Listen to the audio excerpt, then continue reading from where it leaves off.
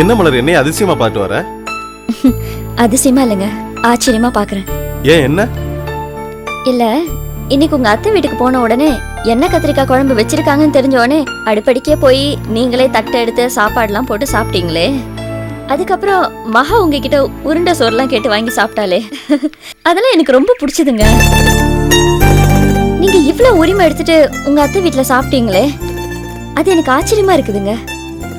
ஏன்னா என்ன நீங்க கல்யாணம் பண்ணதுக்கு அப்புறம் நீங்க உங்க அத்தை வீட்டுக்கு போகவே இல்லை.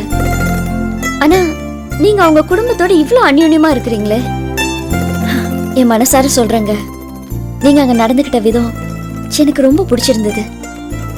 உங்க அத்தை முகத்துல அவ்வளவு சந்தோஷம் இருந்தது. அது அவங்க மனசுல இருந்த உண்மையான சந்தோஷங்க. நீ சொல்றது உண்மைதான் மலர். உன்னைய கல்யாணம் பண்ண பிறகுதான் நான் எங்க அத்தை வீட்டுக்கு போகல. ஆனா நான் இப்போ அவங்களோட அந்யோன்யமா இருக்கிறதுக்கு காரணம் அவங்க எங்களை வளர்த்தவங்க. அத்தைக்கு கல்யாணம் ஆகிறதுக்கு முன்னாடி அவங்க எங்க கூட தானே இருந்தாங்க. கீதாக்கு வேணா இந்த விவரம்லாம் தெரியாம இருக்கலாம். ஆனா எனக்கு, பாண்டிக்கு, காமுக்கு, பரமுக்கு, ராகினிக்கு எல்லாருக்கும் கதை சொல்றதும் சாப்பாடு கொடுக்கறதும், ஐயோ எல்லாமே அவங்கதான். அவங்க சாப்பாடு கொடுக்குறாங்கன்னா மறுபேச்சு பேச எல்லாரும் உடனே உட்காந்துருவோம். அவ்வளவு டேஸ்டாவும் இருக்கும். ஒரு ஃப்ரெண்டு மாதிரி தான் எங்கள்கிட்ட இருப்பாங்க. எங்களுக்கு எது வேணும்னாலும் அத்தை கிட்ட சொல்லுவோம், உடனே எங்களுக்கு கிடைச்சிடும். ஏன்னா அத்தை அப்பா கிட்டயோ சித்தப்பா கிட்டயோ இது வேணும்னு சொன்னா மறு நிமிஷமே செஞ்சிருவாங்க.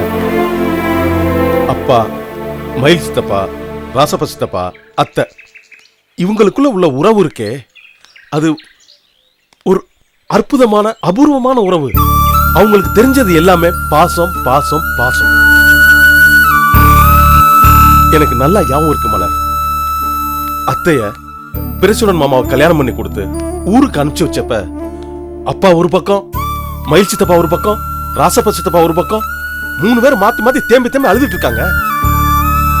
அப்பதான் வந்து சிரிச்சுக்கிட்டே வந்து, அட முட்டா பசங்களா, பொம்பளை பிள்ளைன்னா கல்யாணம் பண்ணி மாப்பிள்ளை வீட்டுக்கு அனுப்புறதாண்டா சந்தோஷமான விஷயம், இதை நீங்க மாத்தி போடாதீங்கடான்னு சொன்னாங்க. அவ்வளவு கிண்டல் பண்ணாலும் இவங்க அழுக குறையவே இல்லை. அப்புறம் பிரசுடன் மாமா கல்யாணமான புதுசுல பார்த்தா இந்த மாப்பிள்ளை முறுக்கு ரொம்ப ஜாஸ்தி. கல்யாணம் பண்ண கொஞ்ச நாள்லயே அத்தைய நடு ராத்திரில அடிச்சு வீட்டை விட்டு துரத்திட்டாரு. மழை சோன்னு பெய்யுது. பேரா ஊர்ல வெளியில வந்து நின்னுட்டு இருக்காங்க. பக்கத்து வீட்டுக்காரங்களா கூப்பிடுறாங்களாம். இவங்க போக மாட்டேன்னு இருக்காங்க. ஆனா அப்பாக்கும் சித்தப்பாக்கும் இந்த விஷயம் தெரிஞ்சுன்னா பிரசுடன் மாமாவை உண்டு இல்லைன்னு பண்ணிடுவாங்களேங்கிற பயத்திலேயே அவங்களுக்கு தகவல் சொல்லாமே இருந்திருக்காங்க. பக்கத்து வீட்டுக்காரங்களா அதுக்கப்புறம் அப்பாக்கு தகவல் சொன்ன உடனே அப்பாக்கு பயங்கர கோபம். உடம்பெல்லாம் கோபத்துல நடுங்கிருச்சு. அப்பா சித்தப்பா எல்லாரும் நைட்டோட நைட்டா கார் எடுத்து போய் அத்தையை கூட்டிட்டு வந்துட்டாங்க. மயில் சித்தப்பா பிரசுடன் மாமாவை அடி பிச்சு எடுத்துட்டாரு. அப்புறம் கொஞ்ச நாள் போனோன்னு எல்லாரும் ஒன்னா சேர்ந்து அவங்கள உட்கார வச்சு பேசி சமாதானம் பண்ணி அத்தையை பிரசுடன் மாமாவோட அனுப்பிச்சு வச்சாங்க. எப்படி அப்பா சித்தப்பாக்கள் அத்தை இவங்களுக்குள்ள இப்படி ஒரு உறவு இருந்துச்சோ, அதே மாதிரிதான் எங்களுக்கும் அத்தைக்குமான உறவு. அத்தைக்கு என் மேல பாசம் அதிகம். நான் எங்க இருந்தாலும் எனக்கு ஒரு பிரச்சனைனாக்கா உடனே துடிச்சு போயிருவாங்க. அத்தனை பேர்லையும் என்னை விட்டு தனியா கவனிச்சுக்கிட்டே இருப்பாங்க. இவ்வளவு ஏன் மலர், இப்ப நம்மளுக்கு கல்யாணம் ஆச்சு, எங்க அம்மா நம்மளை ஒதுக்கி வச்சாங்க, என் கூட பேசவே இல்லை. ஆனா அத்தை என்னை தேடி கடைக்கு வந்துட்டாங்களே, உன்னை பார்க்காம இருக்க முடியலடா, உன்னை எனக்கு ரொம்ப பிடிக்கும்டாங்களே, உன்னை பத்தி விசாரிச்சாங்களே. எனக்கு ரொம்ப ஆச்சரியமான விஷயம் என்னன்னா, நாங்க சின்ன பிள்ளைகள இருந்த வரைக்கும் அத்தைக்கு கோபம் வரும், அத்தைக்கு இன்னொரு முகமும் இருக்கு, அதெல்லாம் எங்களுக்கு தெரியாது. ஆனா மகா விஷயத்துல, மகா என்னை கல்யாணம் பண்ணிக்கணும்னு பண்ண கூத்துல அத்தையோட முகம் மாறுனுச்சே, கோபம் வந்துச்சே. என்கிட்ட சண்டை போட்டாங்க, அப்பா கிட்ட சண்டை போட்டாங்க, சித்தப்பா கிட்ட சண்டை போட்டாங்க, என்னென்ன வேலை பண்ணாங்க. அதாவது முன்னாடி பாசமா இருந்த அத்தை அவங்களுக்குள்ள இவ்வளவு பெரிய கடுமையான கோபம் வந்துச்சுன்னா அது காரணம் என்ன மலர்? எதிர்பார்ப்பு. எந்த ஒரு உறவா இருந்தாலும் சரி, எதிர்பார்ப்பு இல்லாம இருக்கும்போதுதான் சுமூகமா இருக்கும், நல்லாவும் இருக்கும்.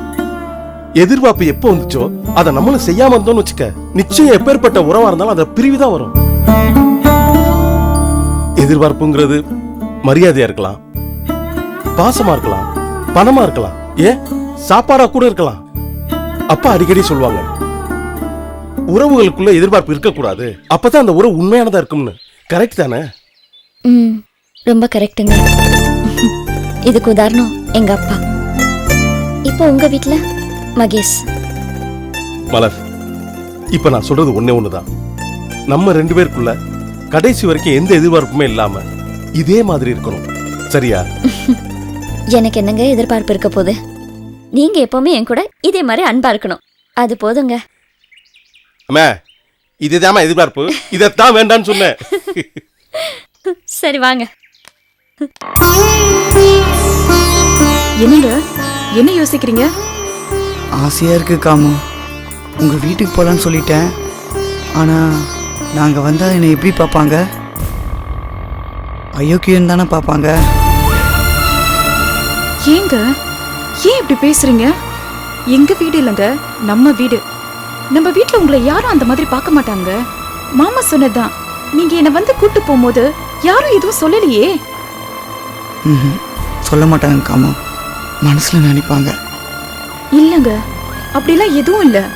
உங்களுக்கே தெரியும் செல்வரங்க அத்தா என்னென்னலாம் பண்ணாருன்னு. ஆனா அவர் யாரும் எங்க வீட்டாளுங்க ஒதுக்கி வைக்கலையே. தான் பண்ணது தப்புன்னு அவர் மன்னிப்பு கேட்டு வந்த போது கூட எங்க வீட்டாளுங்க எல்லாரும் வாங்க மாப்பிள்ளன்னு தான் கூப்பிட்டாங்க.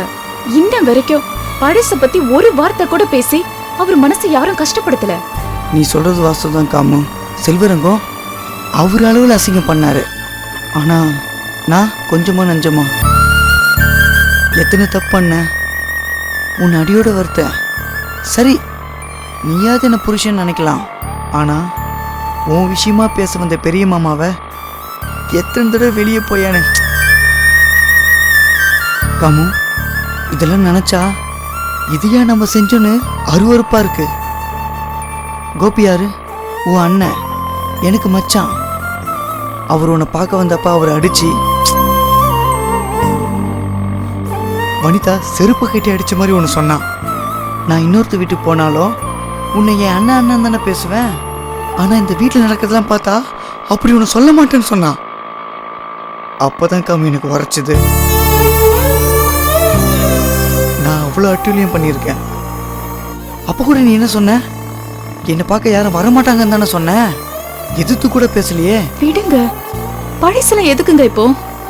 இல்லை காமு, நினச்சி பார்த்தா ஒவ்வொன்றும் புதுசு புதுசாக இருக்கு. உன் குடும்பத்தை பற்றி கண்டபடி பேசிட்டேன். என்னை இவ்வளோ மரியாதை நடத்தினாங்க. ஆனால் நான் அது எல்லாத்தையும் கெடுத்து ஒரு அயோக்கியனா. இப்போ அவங்க என்னை பார்த்தாங்கன்னா நிச்சயமாக மன்னிக்க மாட்டாங்க. இல்லங்க, நான் மறுபடியும் சொல்றது இதுதாங்க. நீங்க எப்போ எங்க வீட்டுக்கு வந்து என்ன கூப்பிட வந்தீங்களோ அப்பவே அவங்க எல்லாத்தையும் மறந்துட்டாங்க. நீங்க நினைக்கிற மாதிரி அங்க எதுவும் இருக்காதுங்க. நீங்க அவங்க வீட்டு மருமகங்க. உங்களுக்கு மரியாதை இன்னும் ஜாஸ்தியா தாங்க கொடுப்பாங்க. ஏங்க, என்னங்க? என்னங்க பண்ணுது? தலைவலிக்குது காமு. என்னங்க சொல்றீங்க? ஏங்க, என்னங்க? அட, கொஞ்சம் வண்டி நிறுத்துங்க.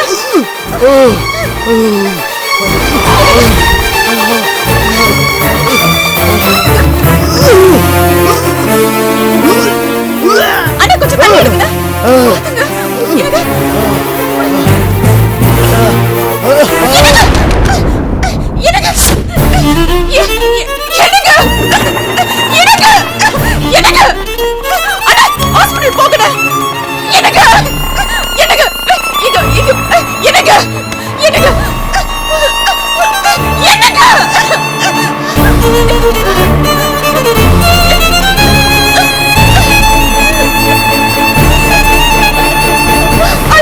என்னடி சொல்ற? உண்மையாவா? ஆமாங்க, மலரும் கோபியும் மகா கல்யாண விஷயத்தை பத்தி பேசுறப்போ மகா எல்லாத்தையும் கேட்டு அமைதியா தான் இருந்தா. ஒரு சொல்லு கூட மறுத்து பேசல. என்ன சொல்ற? மகா அமைதியா இருந்தாங்கற, ஒரு வார்த்தை கூட மறுத்து பேசலன்னு சொல்ற? நிஜமாவா? ஆமாங்க, அவ எல்லாத்தையும் கேட்டு அமைதியா இருந்தானே, அவளுக்கும் இதுல இஷ்டம் தானே அர்த்தம்.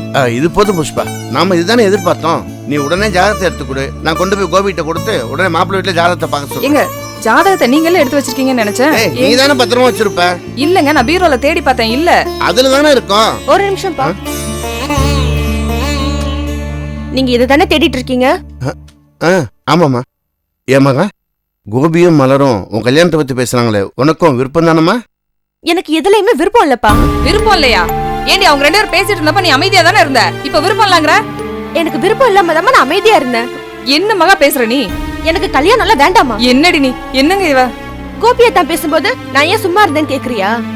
அத்தானும் மலரும் முதல்ல நம்ம வீட்டுக்கு வந்திருக்காங்க. நான் ஏதாவது பேசி அவங்க மனசு வருத்தப்பட கூடாதுன்னு தான் நான் அமைதியாவே இருந்தேன். மகா சரி அதை விடுமா, உனக்கு ஒரு எதிர்காலம் வேணும் இல்லம்மா? அப்பா, என்ன பொறுத்த வரைக்கும் என் எதிர்காலம் இறந்த காலம் எல்லாமே பாண்டியோட நினைப்பு மட்டும்தான்.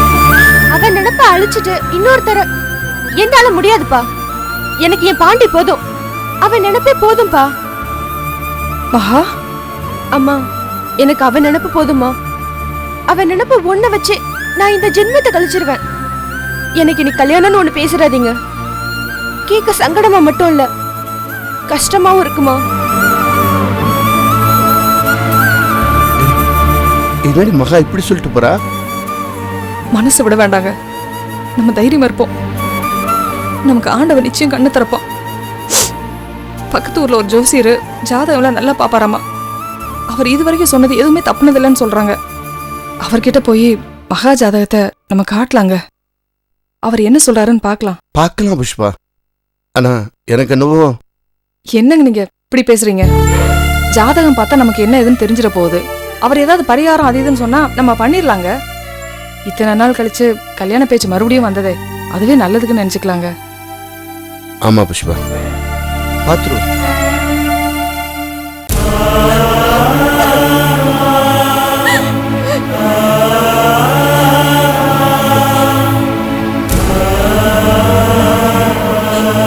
டாக்டர், என்னாச்சுன்னு தெரியல டாக்டர்.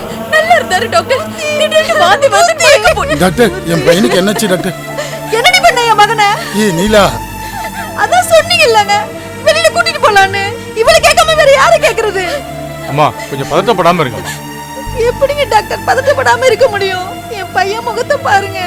ஏய் நீலா, என்னங்க என் பையன் இருப்ப பார்த்து அழக்கூட கூடாதா? அம்மா கொஞ்சம் அழாம இருங்கம்மா. இங்க பாருங்கம்மா, உங்க பையனுக்கு முன்னால இருந்த சிம்டம்ஸ் கேன்சர். அது தெரியும்லங்க. ஆனா இப்ப இருக்க சிம்டம்ஸுக்கும் முன்னால இருந்த பிரச்சனைக்கு எந்த சம்பந்தம் இல்லம்மா. டாக்டர் என்னென்னமோ சொல்றீங்களே, இன்னொரு வியாதியும் இருக்கா? அம்மா நான் அப்படியெல்லாம் சொல்லலம்மா. நாளைக்கு தான் சென்னையில இருந்து இவரோட போன் மேரோ டெஸ்ட் ரிசல்ட்டே வருதுமா. இப்ப இவர் ஆஸ்பத்திரி வந்ததுக்கும் அந்த நோய்க்கும் எந்த சம்பந்தமே இல்லம்மா. இல்ல, நீங்க என்னென்னமோ சொல்றீங்க. என் மகன் இங்க இருந்தா ஏதாவது ஒண்ணு கிடக்க ஒண்ணாகி போயிடும். நாங்க மதுரைக்கு இல்ல மெட்ராஸ்க்கு கூட்டிட்டு போயிடுறோம். கிளம்புங்க, முதல்ல நம்ம பையனை கூட்டிட்டு போலாம். அம்மா இப்ப பதறி ஒண்ணும் ஆக போறது இல்லம்மா. முதல்ல நான் சொல்றத புரிஞ்சுக்குங்க. சார் இப்போ என் மகனுக்கு என்னதான் ஆச்சு? நான் திரும்ப சொல்றதெல்லாம் ஒண்ணுதாங்க. இவருக்கு இப்ப வந்திருக்க பிரச்சனைக்கும் முன்னால இருந்த நோய்க்கும் எந்த சம்பந்தமும் இல்ல. ஒருவேளை இவர் பயந்து போய் இப்படி ஆயிருக்கலாம். என்னங்க டாக்டர் சொல்றீங்க? அதுவும் இல்ல இது இல்லனா ஏதாவது புதுசா வந்திருக்கா? ஏங்க முதல்ல இவனை கூட்டிட்டு போவாங்க. என்னம்மா நீங்க இங்க இருக்க எங்களை எல்லாம் பார்த்தா டாக்டரா தெரியலையா? நான் தான் சொல்றேன்ல, உங்களுக்கு ஓகேனா தாராளமா வேற ஹாஸ்பிட்டல் மாத்திக்கங்க. நர்ஸ், இந்த பேஷண்ட்டை டிஸ்சார்ஜ் பண்ணிடுங்க. சார் சார் சார், நீங்க சொல்றது எனக்கு புரியுது சார். அவங்க ஏதோ பதட்டத்துல. இங்க பாருங்க சார், இப்ப வரைக்கும் இந்த பையனுக்கு எந்த பிரச்சனையும் இல்லை. நாளைக்கு ரிசல்ட் வந்துருச்சுன்னா எல்லாம் புரிஞ்சிடும். இப்ப அவர் ரெஸ்ட் எடுக்கணும், அதான் முக்கியம். நர்ஸ், இந்த இன்ஜெக்ஷனை போட்டுடுமா? சரிங்க டாக்டர். ஏய் நீலா, சும்மா அழுதுட்டு இருக்காத. உங்களுக்கு என்னங்க, நீங்க ஆம்பளை கல்லுக்கணக்கா இருப்பீங்க. இந்த நிக்கிறா பாரு, உலகைய முழுங்கின மாதிரி. எல்லாம் என் தலையெழுத்து.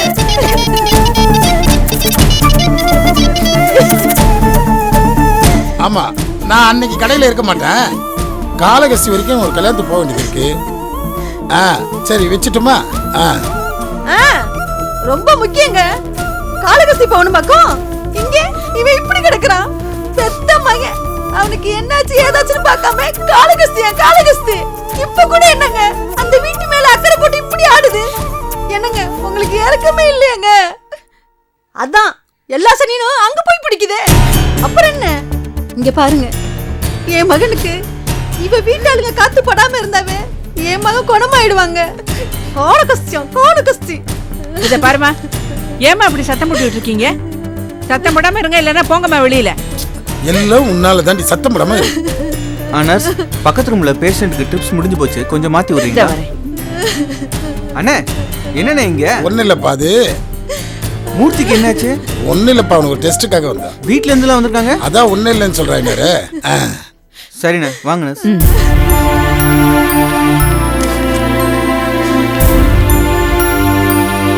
என்ன சார்? மூர்த்தியை கொண்டு வந்து அட்மிட் பண்ணிக்காங்க. ஆமா. அவருக்கு என்ன? கேன்சர் சார் அந்த பையனுக்கு. ரொம்ப நன்றிங்க. நன்றி எதுக்கா? வண்டி ஏற்பாடு பண்ணி கொடுத்துருக்கீங்க, நன்றி சொல்ல வேண்டாமா? சரி சரி. வண்டி ஏற்பாடு பண்ணவர் போன்ல பேசினாரு. அவங்க 2 வேன் ஏற்பாடு பண்ணிருக்காங்க, போதுமான்னு கேக்குறாங்க. நம்ம மொத்த குடும்பத்தையும் பிரிச்சு பிரிச்சு ஏன் 2 வண்டியில போகணும்?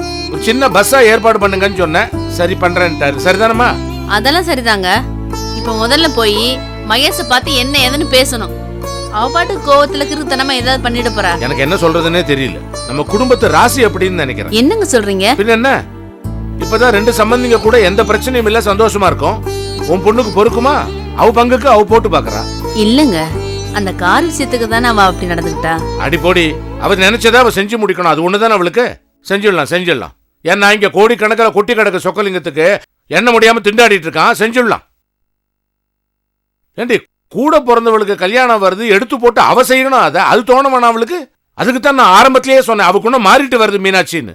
இந்த அளவுக்கு போகும்னு நான் எதிர்பார்க்கல. இப்ப என்ன எதிர்பார்க்கறாவ? நம்ம எல்லாரும் போய் அவளை சமாதானப்படுத்தி, அம்மா தப்பா போச்சு, நீ தவறா மனசுல நினைச்சுக்காத, உனக்கு கட்ட வேண்டிய கப்பம்லாம் கட்டிடுவோம்னு சொல்லி காலில் விழுந்து கெஞ்சி கூத்தாடி கூட்டு வர்றான். அதானே எதிர்பார்க்கறாவ? என்னங்க, ஏதோ கோபத்துல அப்படி பேசிட்டா.